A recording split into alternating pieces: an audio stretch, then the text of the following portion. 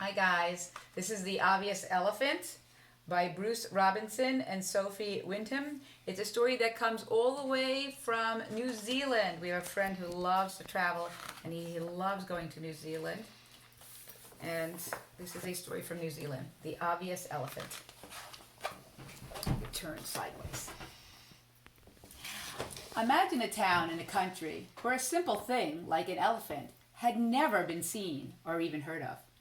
Well, not so long ago, there was a town exactly like that. And one day the people awoke to find an elephant sitting bewildered in the main square, mopping his brow with a red spotted handkerchief and wondering how he got there. At first the people were afraid of him, but he seemed so friendly that they soon lost their fear and went over to speak to him out of curiosity. "What's your name?" they asked. "And what are you?"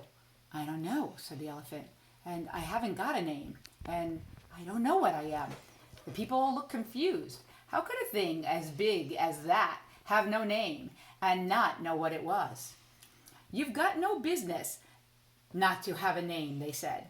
"You've got no business not knowing what you are." "I know what he is," said a little boy who was 7 3/4 and known locally for telling tall tales. He told them he'd seen bears on the moon. His name, and it was his name because it was embroidered on all his socks, on either sock, was Eric, and no one ever listened to him. "I know exactly what he is. Quiet," said the policeman. "I'm going to poke him with a stick and see what he does." The policeman poked him, and as expected, the elephant didn't like it.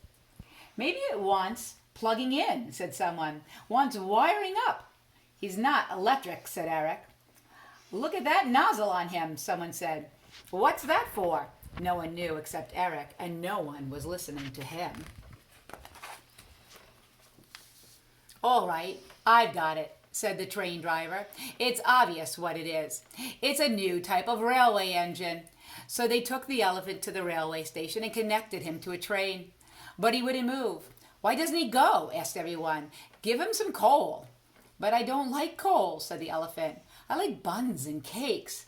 "If you like buns and cakes," said the train driver, "then you can't be a train." "I wonder what you could be." "I'll tell you what he is," said Eric. "Oh, do be quiet," said the various grown-ups.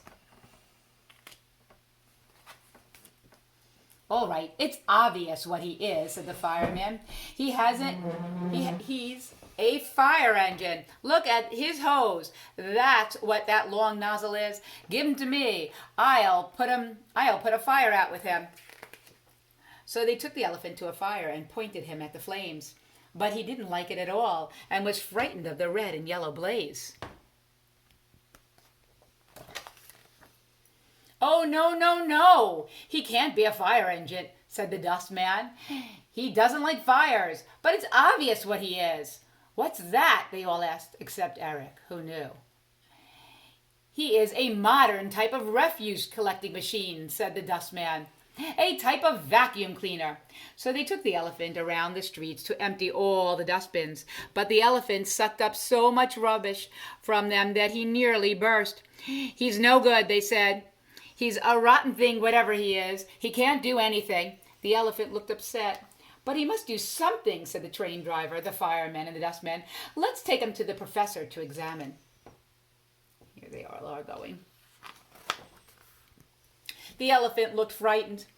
"Don't worry," said Eric, holding up his great big ear to whisper. "The professor is a nice old duffer. And anyway, I'll come with you." "Will you?" said the elephant. "Of course I will," said Eric. "I'll look after you." The elephant seemed very happy to have found a friend, and circling Eric with his trunk, lifted him up and put him on top of his head like a hat. All eyes were looking up at Eric. It was a good place to sit, and off they all went to see the professor. "Interesting," said the professor. "Very interesting indeed." He took measurements and photographs, some with Eric in them, made detailed drawings, carried out scientific tests, and worked out plans. At last he came to his conclusion. "At first," said the professor, "I thought this great big enormous and quite huge thing might be a strange sort of submarine. It was the periscope that confused me.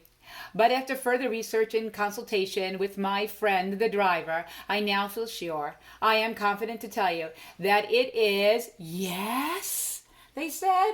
It is, said the professor. Yes, yes.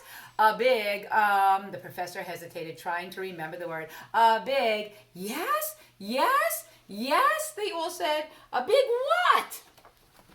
Elephant, shouted Eric, still on the elephant's head. Yes, confirmed the professor. That's what it is, an elephant. No more, no less. An elephant? They said. What's that? It is, said Professor, what you see in front of you. But what does it do? They asked. It does nothing, cried Eric. It simply is an elephant. Yes, of the long-nosed variety, added the professor. Well, they said, that makes all the difference. If it's an elephant, he's an elephant. We can't think why we didn't think of that before. The people of the town were very proud and pleased with their elephant. So pleased they built him a special house and garden in the park, with a greenhouse to grow his vegetables, melons and carrots and cucumbers, which the professor discovered was his proper food. Thank you for my lovely house, said the elephant to all his guests at the moving-in party. But if you wouldn't mind, there is one more thing I would like. You can have anything, they said. What is it? A name, he replied. A name? Your name's Elephant. No, it isn't, said the elephant. I want a proper name. Everyone looked confused until Eric had an idea. Lifting the big ear, he put another whisper into his ear. He asked the elephant if he could have a look at the red spotted handkerchief that had arrived with him. I thought so, he exclaimed. 100% cotton. That's what's embroidered on your handkerchief. And if my socks are anything to go by, that's got to be your name. It's obvious. Everyone agreed with a great round of applause. His name is 100% Cotton. Everyone was very happy. The whole town was happy. And it made 100% Cotton and his new pal Eric happy too. And I want you to think about the story of the boy who cried wolf. And what do the people in America want to teach their children from the boy who cried wolf? And what do you think the people in New Zealand want to teach their children about the story of the obvious elephant? Think about it. I'll talk to you soon, guys.